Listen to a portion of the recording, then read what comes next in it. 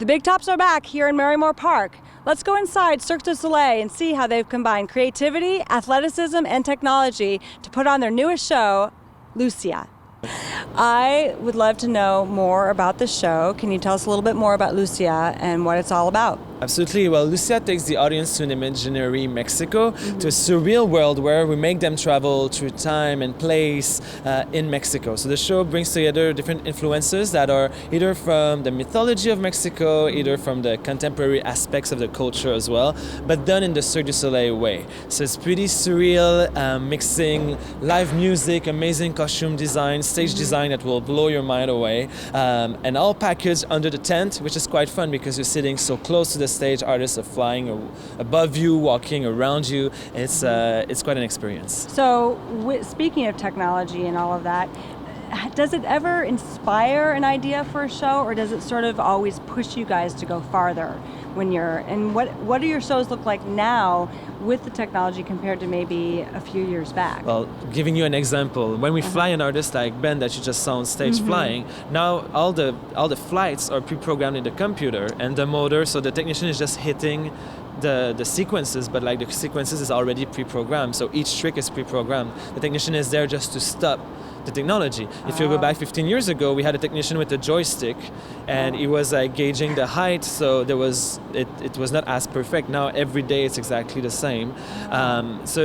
So the technology evolves. What we're able to achieve with the show, for example, the water, is something that probably 15 years ago that technology would not have been possible. Okay. So each new show allows us to push further. The thing at Cirque is that we don't create a show based on a specific technology. It's always the artistic element. Okay. How can we make the vision of the directors or the vision of the creators happen? Sometimes something that was on paper is not possible, but we'll find a solution that in the end is even more impressive. So in this case, we wanted rain in the show. They found a way to make it happen. We've been able to draw pictures in the water as well, which is quite amazing. So, but yeah, the technology is always to serve the artistic idea, never the opposite. Well, we have a couple new unique pieces to Cirque du Soleil. One is our wireless treadmills, which are an innovation that is inspired off of mining equipment. They've modified it for tumbling and modified it even more to make it wireless control and battery powered. In addition to that, we have a water system, which is far larger than any water element that Cirque has ever toured. It has a large pool in the stage as well as the rain curtain above the stage. Okay. And so because it's the first time on tour, what do you have to kind of consider when you're putting this all together, and what technology goes into it?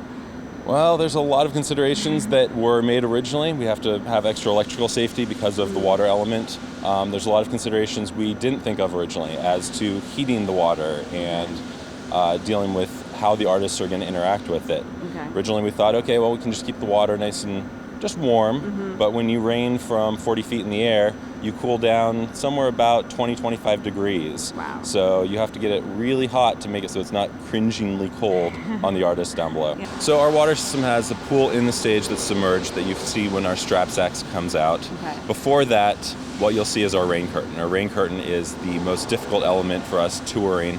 It's something that is new to Cirque du Soleil, and it has 174 individually controlled valves across.